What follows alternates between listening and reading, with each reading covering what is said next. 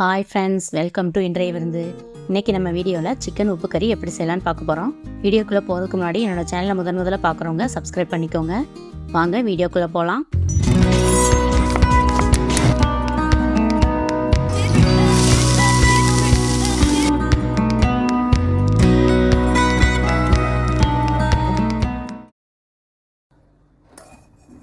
முதல்ல அடுப்பில் ஒரு வானல் வச்சுக்கலாம். சிக்கன் உப்பு கறி நல்லெண்ணெயில் தான் செய்யணும்.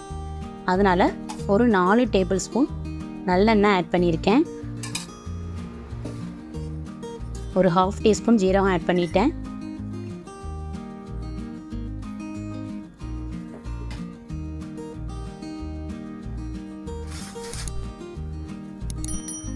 இப்போ சின்ன வெங்காயம் 100 கிராம் எடுத்து நல்லா 2 கட் பண்ணி எடுத்து வச்சுருக்கேன்.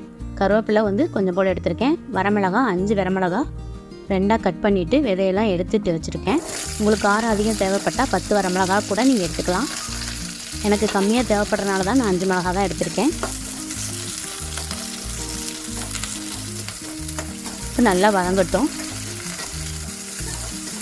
வெங்காயம் நல்லா எண்ணெயிலே வதங்கணும்.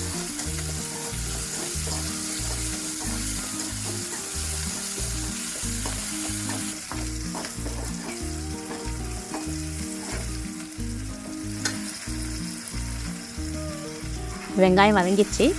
ஒரு டேபிள் ஸ்பூன் இஞ்சி பூண்டு விழுது ஆட் பண்ணியிருக்கேன். அதுவும் எண்ணெயில் நல்லா வதங்கட்டும். அதுக்கப்புறமா 1/2 கிலோ சிக்கனை நல்லா 2 தடவை கழுவி எடுத்து வச்சுருக்கேன். அதையும் ஆட் பண்ணிட்டேன். இது தண்ணி எதுவுமே ஊற்ற வேண்டாம். நம்ம போட்ட உப்புலேயே அது வேகணும்.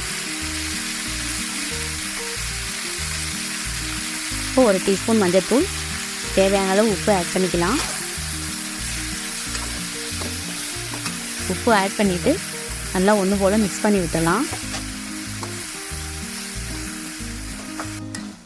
பாருங்கள், நல்லா ஒன்று போல் மிக்ஸ் பண்ணியாச்சு.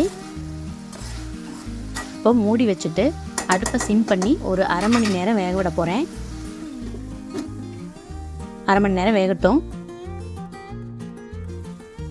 இப்போ 1/2 மணி நேரம் ஆயிடுச்சு. பாருங்கள், அந்த உப்போட தண்ணியிலே நல்லா சிக்கன் வெந்துருச்சு. தண்ணி நல்லா இல்லாமல் ட்ரை ஆயிடுச்சு. இப்போ ஒரு 1/2 டீஸ்பூன் மிளகுத்தூள் ஆட் பண்ணிவிட்டு கொஞ்சம் போல் மல்லித்தலையை மேலால் தூவி விட்டுருங்க. அவ்வளோதாங்க, சிக்கன் உப்பு கறி ரெடி ஆயிடுச்சு. 1/2 ஹவரில் நம்ம ரெடி பண்ணிடலாம்.